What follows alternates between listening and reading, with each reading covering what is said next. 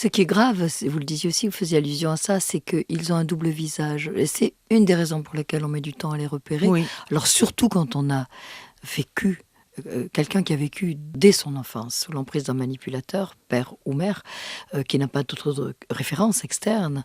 Mais il y a quand même une double vie, c'est-à-dire que le manipulateur ne montre pas la même chose dedans et dehors. Ça, c'est un signal, vous dites dans le livre. Oui, alors il y a par exemple des manipulateurs qui vont dire au revoir à certaines personnes qu'ils ont invitées à la maison avec un immense sourire, et au moment où ils ferment la porte, la tête se tourne et vous regardez ce visage qui instantanément reprend une mimique neutre finalement, sans aucun sourire. Ça n'existe pas chez les gens normaux. Ils ont le plaisir d'avoir accompagné leurs amis jusqu'à la porte, ils ont passé une bonne soirée, et la transformation de l'expression émotionnelle est très marquée chez les manipulateurs. Ils sont capables de vous exprimer des mots de sagesse ou affectueux, gentils. Et puis, si vous restez un peu de glace, ou si vous dites non, écoute, tu arrêtes ton cinéma, là, ça va, j'ai assez compris. Hein.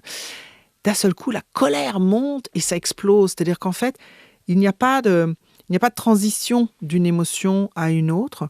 Ces êtres-là ont un problème émotionnel aussi, hein, qui s'ajoute. Et par exemple, une vexation va vous valoir 3 jours de bouderie. Une vexation sur un détail, hein, sur tu sais, ta couleur de cheveux, je la préférais avant, parce qu'elle revient du coiffeur et que c'est effectivement pas une jolie couleur ce qu'elle a choisi. Eh bien là, ça va faire un esclandre, ou alors vous allez vous faire vous-même harponner sur votre physique. Ils ne supportent pas la critique. Ce sont des êtres qui ne se remettent pas en question. Donc, c'est très difficile de les amener à changer leur propre comportement. Et il y a des enfants qui voient très jeunes, vers l'âge de 7 ans, qui voient que leur parent n'est pas tout à fait normal. Mais la plupart ne décèlent pas que ça peut avoir un rapport avec une pathologie. Oui, que c'est tout un système. Ouais. Parce qu'au fond, dans un premier temps, les enfants je regarde les événements les uns après les autres sans les relier. Oui. Il faut du temps, là je me fie à vos témoignages dans le livre, il faut du temps pour que quelqu'un, prenant de la distance, réalise qu'il y a un système et une systématique au fonctionnement. Moi, c'est ça qui m'a particulièrement intéressée. Alors, effectivement, il faut du temps, sauf que puisque j'écris un livre comme celui-là, c'est fait pour réduire ce temps. Pour que les personnes qui ont des soupçons puissent se dire, mais mon Dieu, puisque c'est stéréotypé, c'est moi qui le dis là, le fait de lire autant de manifestations avec les témoignages qui abreuvent ces propos, fait que je vais arrêter de douter, puisque ça n'appartient à aucun autre profil, ce que je décris. Et à ce moment-là, on peut prendre le recul nécessaire, au moins le recul mental, pour arrêter de se culpabiliser de tout et rien, puisque le manipulateur parent fait croire que vous êtes la cause de son malheur, même de la mort de votre père, de votre propre père. Hein, voilà, c'est toi qui as tué ton père. Il y en a qui prononcent ça, hein, des femmes manipulatrices, plutôt perverses d'ailleurs. Est-ce qu'il y a plus de femmes ou d'hommes manipulateurs ? Est-ce qu'on peut dire quelque chose de ça ? Alors, non, le manipulateur classique, il pourrait y avoir autant de femmes que d'hommes, c'est pas très net. Ce qu'on sait nettement par contre, c'est qu'une catégorie des manipulateurs qu'on appelle des pervers de caractère, donc c'est une partie des pervers narcissiques, mais que les psychanalystes, en tout cas, en général, ne décèlent pas. Racamier, Bergeret, on parlait de perversion de caractère, et ça, c'est un profil particulier qui représente peut-être 20% des manipulateurs. Qu'ont-ils de spécial ? Ils ont des choses très spéciales. Ils sont conscients de ce qu'ils disent et de ce qu'ils font. Donc cherchent à nuire. Ils cherchent à nuire parce qu'ils jouissent de la douleur, de la souffrance. Et ils ont une dimension de la sexualité, et je dirais, ils sont obsédés par le sexe et non pas la sexualité. Le sexe. Ils se croient des initiateurs hors pair en matière de sexe. J'allais dire sexualité, mais je m'arrête là parce qu'il y a quand même une dimension plus positive du terme sexualité. Ils n'ont pas de limite transgénérationnel. Donc, ils considèrent que les enfants doivent connaître les choses de la vie le plus tôt possible. Et comme ils sont obsédés par le sexe et qu'ils n'ont pas de limite transgénérationnelle, les hommes, et c'est là où on sait qu'il y a 90% des pervers de caractère sont des hommes. Il reste 10% de femmes, mais sont des hommes. Et ils ont un risque d'être incestueux s'ils ont des enfants ou pédophiles. Et c'est un vrai risque que les magistrats ne connaissent pas. Et souvent, les pervers de caractère qui divorcent, plus exactement leurs femmes divorcent d'eux, peuvent découvrir assez rapidement, parce que les enfants ouvrent la bouche, qu'il y a eu des actes incestueux ou incestuels, mais en tout cas incestueux, c'est encore plus grave, et à ce moment-là, les dénoncent au moment d'un divorce au niveau de la justice, et le père manipulateur pervers affirme à ce moment-là que la femme lui en veut tellement qu'elle invente une horreur et parfois arrive à convaincre la justice que ce n'est que le désir de la femme d'écraser cet homme-là et de se venger de lui qui justifie qu'elle dénonce des actes sexuels alors qu'elle ne l'a jamais fait avant sur leurs enfants. Alors qu'en fait, les enfants ouvrent la bouche parce qu'ils sont protégés maintenant. Quand ils savent que les parents divorcent et qu'ils vont sûrement aller vivre chez la mère, là, ils ouvrent la bouche et là, ils dénoncent. Ah, alors là, ça se bataille. Et c'est encore une autre dimension, évidemment. Oui, mais vous me demandiez comment est-ce qu'on décèle un pervers de caractère. C'est une dimension de la sexualité auprès des enfants, absolument. C'est très, très important. Il y a une autre chose, c'est que ces hommes et ces femmes pervers de caractère utilisent un vocabulaire cru, grossier, anatomique et sexuel. Donc, je ne sais pas à quelle heure on paraît, mais c'est assez mal poli. En milieu de journée, c'est peut-être pas utile. On ne va pas le faire. On va voir chez ces individus qu'ils ont la main leste, donc ils peuvent gifler, donner des coups de poing, étrangler. Menacer violemment. Oui, mais ce n'est pas une menace avec le coup de poing qui arrive sur le mur. Généralement, c'est ciblé sur le physique de la personne. Vous pouvez avoir l'impression qu'il veut vous détruire. Il y a les femmes de manipulateurs pervers de caractère se sentent menacées dans leur vie. Ce qui n'est pas le cas des femmes ou des hommes qui sont avec des manipulateurs classiques. Ils se sentent menacés dans leur intégrité psychique, mais pas en plus menacés de mort. D'ailleurs, il y en a qui prononcent, les pervers de caractère peuvent prononcer « si tu me quittes, je te retrouverai ». Et ou tu crèveras la gueule ouverte. Enfin, c'est des mots très, très puissants qui terrorisent. Et on a des victimes qui sont en tremblement dès qu'ils ont un numéro du pervers qui s'affiche, dès qu'ils les rencontrent. On a des stress post-traumatiques avec ces personnalités. Là, c'est un comportement extrêmement fort, excessif, c'est une pathologie grave et ça n'est qu'une partie. Oui. Les manipulateurs dont on parle d'une façon plus générale dans votre livre, évidemment, c'est le parent manipulateur, j'allais dire moyen, c'est-à-dire qui va jouer une influence négative et peut-être plus subtile à repérer. Oui. On le voit, vous disiez, c'est une construction. La relation entre un parent et un enfant, c'est une construction, bien sûr. Ça s'invente tous les jours. Et dans la caractéristique du lien entre un manipulateur et un enfant, il faut du temps à l'enfant pour émerger et avoir conscience petit à petit, peut-être justement par comparaison avec ce qui se passe chez ses copains, où règne peut-être plus de joie, d'amour et d'harmonie. Il faut du temps et comment repérer ? Comment oser mettre les mots sur « ma mère était manipulatrice, mon père est un manipulateur ». C'est très rare que ça vienne de soi-même. Alors, si jamais je suis jeune et que mes parents me laissent aller dormir dans les autres familles, et ça c'est un coup de chance, je vais vous dire, parce que la plupart des parents manipulateurs, justement, ne laissent pas les enfants aller aux anniversaires longuement, dormir chez la petite Clotilde ou passer un week-end ou passer même une semaine de vacances chez notre meilleur ami quand on a 12 ans. C'est très très difficile pour les parents manipulateurs. Ils peuvent être justement comparés. Alors, ça viendra rarement de l'autre conjoint, c'est-à-dire de l'autre parent sain. Très rarement, parce que l'autre parent sain, il est déjà manipulé lui aussi. J'allais dire, il est un peu enfumé. Oh Parce oui, que ça, oui. c'est une des caractéristiques, hein. Il Ouais, y a de la ouais. confusion mentale. On se demande, mais Oui. est-ce que j'ai bien vu, est-ce que j'ai bien compris, est-ce que j'ai Ouais. bien entendu? Alors on a parfois un oncle ou une tante et puis bon, on a une émission comme la vôtre, on a parfois une émission de télé, un livre On sur tombe lequel sur un on tombe. livre. Ah oui, bien sûr. Donc c'est souvent par l'extérieur et puis on a des thérapeutes, hein, qui Mmh. peuvent le détecter. Ensuite, les enfants, de manipulateurs ont parfois des frères et sœurs qui, ne vivent pas tout à fait la même chose. Le parent manipulateur ne va pas traiter ses enfants de la même façon, ce qui crée la zizanie et la jalousie d'ailleurs.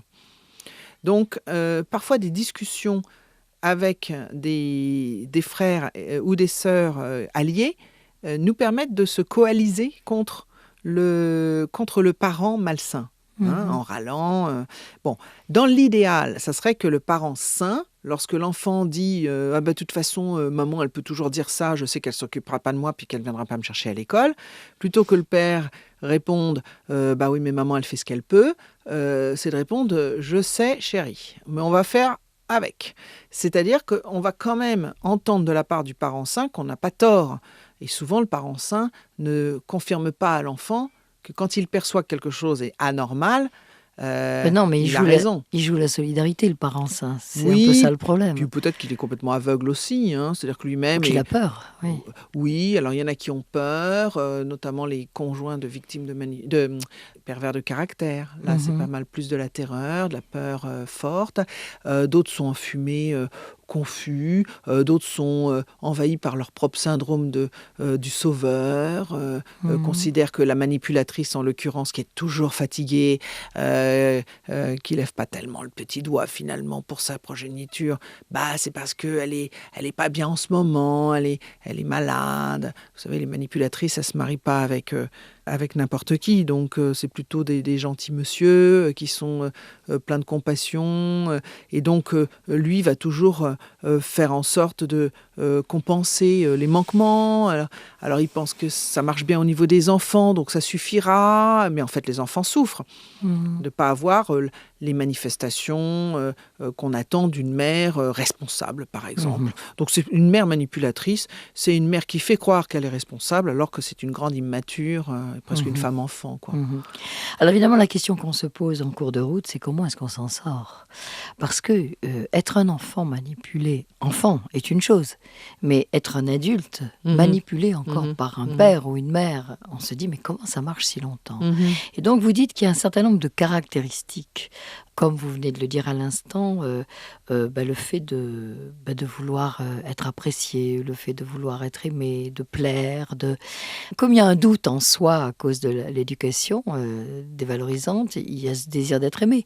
Vous dites, il y a quand même quelques caractéristiques qui vont faire qu'on va rester dans le piège et on a besoin de les repérer. Hem, les caractéristiques des personnes qui vont se faire, manipuler, plusieurs décennies, sont quand même assez repérables, effectivement. Oui. On a le fameux syndrome du sauveur dont je viens de parler, avec l'idée qu'on a le pouvoir de notre amour pour autrui, donc une sorte de compassion universelle fait que on va pouvoir, aider les autres, dont le manipulateur. On a, des personnes qui sont élevées avec l'idée qu'ils ne valent rien, donc le trouble de l'estime de soi est un trouble très, très marqué chez, les victimes de manipulateurs, d'une manière générale, et donc ça doit se reconstruire, sauf que ça se reconstruit pas tout seul. Il y a une très grande discipline à avoir tous les jours, à repérer ses qualités, et puis il faut quelqu'un un mentor qui nous aide à Mmh. retrouver cette idée de nous-mêmes positive, Mmh. et ça ne se fait pas en quelques semaines. Ça demande quand même plusieurs mois. Alors bien sûr, si on a été détruit pendant 50 ans, on se dit pas plusieurs mois, c'est pas grand-chose. Oui, mais il y a quand même un travail Mmh. là-dessus. Un engagement vis-à-vis de soi pour Ah finir. oui, oui, oui, et puis il faut sortir de la névrose, comme on dit, c'est-à-dire le Ça veut dire quoi réflexe ça? c'est une spirale descendante, c'est-à-dire quand on commence à avoir, des marques d'affection de la part d'amis ou de voisins ou de collègues, et puis de détruire, ce qu'ils peuvent nous offrir, de ne pas prendre les mains qui sont tendues, de ne pas oser, alors qu'ils nous préparent un bel anniversaire, de ne pas y aller, par exemple. Donc tout ce qui est ce genre de sabotage, de surtout Mmh. ne m'aimez pas, je ne le mérite pas, ça, il faut stopper ça, il faut repérer ces sabotages. Alors ça, c'est souvent un psychothérapeute qui aide à faire Mmh. repérer que là, il y a une répercussion à long terme de ce mauvais traitement du manipulateur qui fait croire que t'es inutile à la société, en gros t'es une merde quoi, et continue à le vivre comme tel. Et il faut stopper. Cette descente aux enfers. Ah oui, oui, oui. Et puis, et ça peut durer toute notre existence. Et parfois, on attend que ce soit le conjoint qui le fasse, qui nous remonte. Et malheureusement, d'abord, on peut retomber sur un manipulateur. Hein, quand on a eu un père ou une mère manipulateur, si on ne connaît pas la différence avec un parent normal, on ne saura pas qu'on tombe aussi à nouveau sur un manipulateur comme conjointe. Puis ça peut être lourd aussi pour le conjoint. Ah oui. De devoir remonter l'estime de son compagnon, sa compagne. Beaucoup d'hommes. Je parle des hommes, là. Les hommes, ils aiment bien remonter les femmes un peu fragiles, un peu déséquilibrées. Par contre, c'est peut-être plus dur pour une femme de devoir se dire qu'elle doit remonter le moral de son amoureux. Ça, c'est un peu dur quand même. Il y a une caractéristique, je voulais que vous en parliez, Isabelle Nazaraga, c'est le perfectionniste, qui lui cherche évidemment, on le fait sauter toujours plus haut, le perfectionniste, il veut relever les défis, et ça, pour ça, c'est un beau piège pour être manipulé. Alors, tous les perfectionnistes ne relèvent pas les défis parce qu'en fait, ils sont souvent inhibés par leurs projets, dans le sens où ils ont une conviction qu'ils ne pourront pas aboutir tel qu'ils voient le projet, c'est-à-dire de façon parfaite. Bon, il y a une sorte de réalisme, sauf que ce n'est qu'une sorte de réalisme, puisque le vrai réalisme, c'est de se dire qu'on peut aboutir à quelque chose d'excellent sans que ce soit parfait et que ça peut être suffisant. Les manipulateurs vont s'engouffrer dans ce schéma. C'est un schéma de pensée qui dit qu'un individu doit être profondément compétent, capable d'atteindre ses objectifs dans tous ses aspects positifs pour pouvoir se considérer comme valable.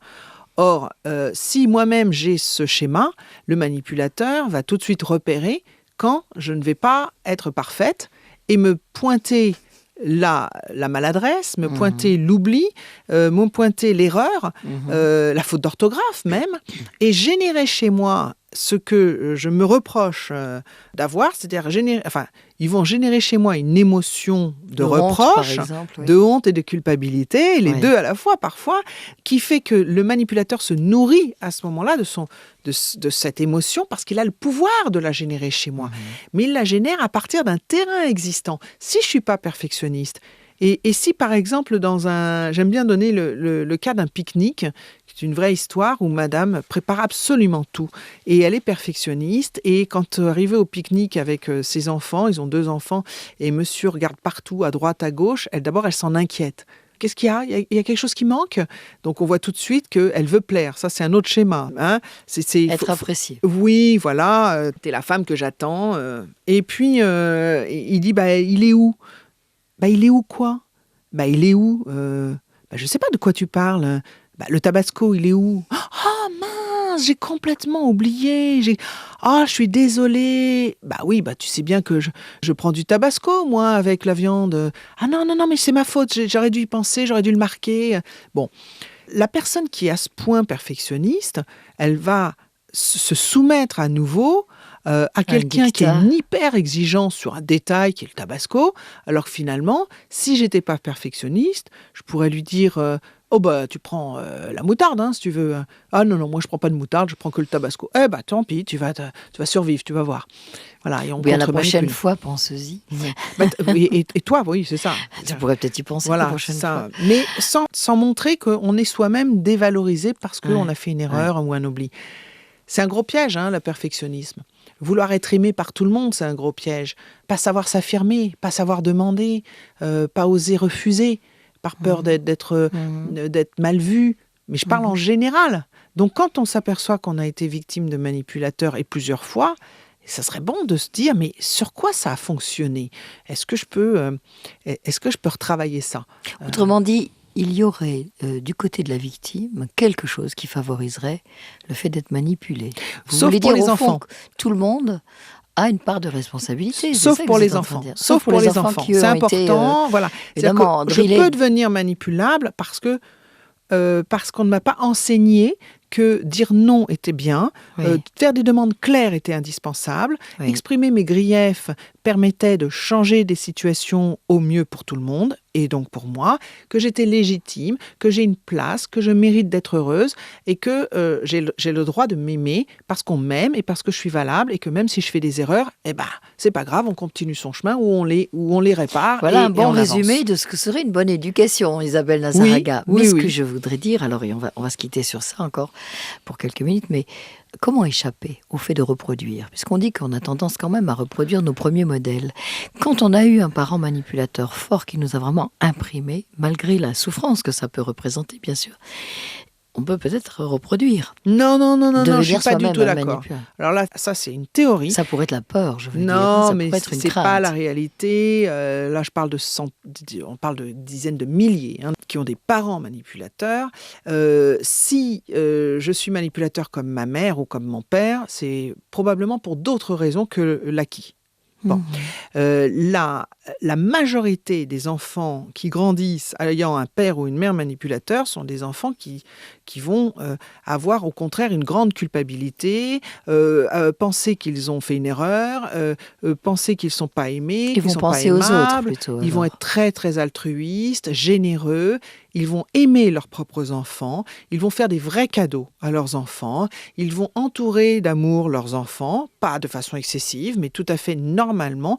Et ils peuvent être des parents eux-mêmes très équilibrés. Maintenant, en Donc ça, tant c'est que une bonne nouvelle. ah, c'est très important à savoir. Oui, c'est une bonne nouvelle. La majorité sont des gens. Ça s'apprend pas être manipulateur. C'est une pathologie dont on ne connaît pas la source, D'accord. qui n'est pas acquise, puisque les manipulateurs sont déjà des enfants manipulateurs. Ils n'ont pas nécessairement un modèle. Et quand on est de parents, un père ou une mère, parfois on a les deux parents manipulateurs, on peut très jeune s'apercevoir qu'on est né dans la mauvaise famille. On se dit, ça ne nous ressemble pas. On a des valeurs opposées. On peut être très intègre alors qu'on a un père ou une mère complètement menteur qui bluffe tout le monde. Et on peut l'observer à 15 ans. On peut se dire, mais vraiment, j'ai pas envie de lui ressembler et je ne lui ressemblerai jamais. Donc, il faut arrêter d'avoir peur de cela. Heureusement, ça n'arrive pas de façon logique, mais on peut avoir dans une fratrie sur 3 enfants, une sœur qui est aussi manipulatrice comme ma mère ou comme mon père. Ça arrive, mais c'est pas pour les raisons qu'on invoque. Et encore un mot, comment est-ce qu'on en guérit lorsqu'on a été victime de parents manipulateurs? Moi, je pense qu'on en guérit quand on va beaucoup mieux. C'est-à-dire il vaut mieux passer par la psychologie avant d'arriver à une démarche spirituelle du pardon. Je pense que, c'est pas que je pense d'ailleurs, c'est que j'observe que tout ce qui s'est passé quand on est enfant de manipulateur et qu'on a même 60 ans n'est jamais oublié. Ce n'est jamais oublié. C'est pour ça que j'ai pu construire autant d'annexes à mes propos par les témoignages, c'est que ce sont des témoignages qui datent de 40 ans. Donc, oublier, sûrement pas. Concevoir que c'est un parent qui est malade et qu'on ne guérira pas, ça, oubliez ça. Et que nous devons nous protéger pour vivre mieux ou vivre mieux notre couple et notre propre famille, c'est accepter un deuil qu'on n'était évidemment pas préparé à faire, mais il faut, pour vous en sortir, accepter de prendre de la distance avec ce parent toxique parce qu'il est profondément toxique. Et deuxièmement, ce n'est pas une bonne chose d'attendre de son conjoint que celui-ci comble tout l'amour qui nous a manqué. C'est très important de se donner de l'amour, de s'occuper de soi, de commencer à percevoir qu'on a aussi des qualités et j'aime beaucoup l'approche cognitive qui nous permet d'être plus rationnel et de faire une confrontation avec le réel par rapport à des propos assez tordus ou fous ou destructeurs. Voilà. Ouais. Et puis encore beaucoup de choses dans ce Oh, livre. oui. Isabelle Nazaraga, merci infiniment. En tout cas, vous nous avez donné le goût, j'espère, pour ceux qui nous écoutent, de le lire. Les parents manipulateurs, je trouve que c'est intéressant, évidemment, à double sens. D'abord, peut-être poser un diagnostic sur notre propre enfance, ce qui a été notre situation, parfois de confusion. Et puis, évidemment, peut-être réfléchir à notre propre comportement à l'intérieur de la famille. Ce qui n'empêche pas de changer un comportement. On peut changer un comportement. On peut peut-être pas changer un syndrome de manipulateur, pas une structure, non. Mais un comportement. Ce livre est sorti aux éditions de l'Homme, Les parents manipulateurs. Merci Isabelle Nazaraga. Merci beaucoup.